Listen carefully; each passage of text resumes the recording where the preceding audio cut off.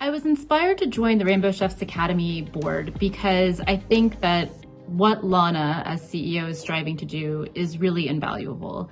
They say that you have 1,000 problems in your daily life until you have one health problem, and then you only have that one health problem. It really becomes all consuming. And I've experienced that in my own life with people in my family, and I think that there are a lot of proactive steps that we can take with our children to empower them with the knowledge to live healthier lives for longer.